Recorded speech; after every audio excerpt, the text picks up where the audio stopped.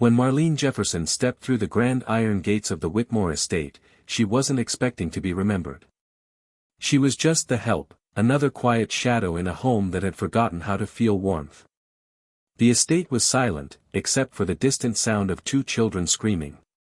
A porcelain vase shattered somewhere down the hall. The last nanny hadn't lasted 2 days. They're demons, the butler had warned under his breath. Twins from hell. But Marlene didn't flinch. She wasn't here for the money. She wasn't even here for the job. She was here because of a promise she made long ago, to always show up for those who had no one else. The Whitmore curse. Miles Whitmore was a reclusive tech billionaire, widowed young. His wife had died in childbirth, and in his grief, he buried himself in his company and left the raising of his twins, Lila and Landon, to a parade of strangers. None of them lasted. The children weren't bad. They were just broken. Abandoned by their father. Raised by revolving doors. Clinging to chaos because it was the only thing that didn't leave. Marlene saw it in their eyes the moment they met. Lila hurled a toy truck at her. Landon called her ugly. And Marlene? She smiled. Not because she liked it. Because she recognized pain dressed as rebellion. The maid who wasn't just a maid. Marlene cleaned during the day, but at night, when the twins were supposed to be asleep, she sat outside their rooms and hummed old gospel songs. The kind her grandmother used to sing when her heart was heavy. At first, the twins mocked her. Then, they listened. One night, Lila peeked out from her door. "Who are you singing to?" "To anyone who's lost someone," Marlene said, folding laundry in her lap. Lila stared. "We lost our mom." "I know, baby. I did too." Lila didn't go back inside. She crawled into Marlene's lap and cried for the first time in years. Small things, big changes. Marlene began to show up in ways no one had. She didn't yell when Landon broke a window. She sat with him and asked why he was angry. When Lila locked herself in the pantry, Marlene didn't bang on the door. She slipped a cookie under the crack and whispered, "I'll be here when you're ready." She never forced them. She just showed up. Again and again. That kind of love is impossible to resist. The twins began to change. The father who was never there. Miles barely noticed. Until one morning, 6 weeks after Marlene arrived, he woke up to laughter. Real, honest laughter, echoing through the mansion like sunlight cracking through storm clouds. He followed the sound to the garden. There, under the lemon tree, Marlene was braiding Lila's hair while Landon rested his head on her lap. And for the first time in years, they looked like children. The confrontation.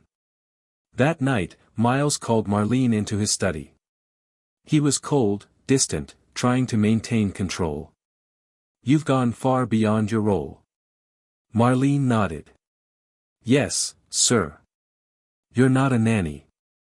You're a maid." "Yes, sir."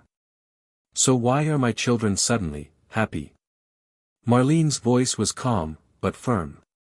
"Because someone finally decided to see them." Miles said nothing. Then she added, "And someone needs to see you too." He flinched. No one had spoken to him like that in years. "I wasn't trying to overstep, Mr. Whitmore. I just couldn't watch 2 children grow up believing they weren't worth staying for." The breaking point. That night, Miles sat outside their bedroom doors. He listened to Marlene humming. He remembered the lullabies his wife used to sing. And he cried. For the years lost. For the father he wasn't. For the man he could still become. The impossible. Marlene was supposed to be temporary. But she stayed. Not as a maid. Not as a nanny. As family. She helped Miles learn to talk to his kids, not at them. She taught the twins how to cook, dance, pray, and laugh. And when Miles invited her to sit at the family table, not serve it, she wept. Not because she needed validation. But because for the first time, someone saw her, too. The heart of it all. The neighborhood still whispered. A black maid raising a billionaire's children. But Marlene didn't care about whispers. She cared about healing. She did the impossible. Not by magic. But by patience. By showing up when no one else would. By believing that every child deserves to be loved, even the ones who scream the loudest. Years later, when Landon graduated high school as valedictorian, he thanked one person in his speech. To the woman who saved us. Not with riches, not with rules, but with her heart. And Lila added from the crowd, "We love you, Mama Marlene." The stadium roared. Miles sat beside her, holding her hand, tears falling freely. He leaned in and whispered, "You didn't just raise my children, Marlene. You helped raise me. Kindness doesn't need a title." And sometimes, the most broken homes are restored not by money, but by the gentle persistence of love. Because showing up for someone, again and again, is the most impossible, beautiful miracle of all.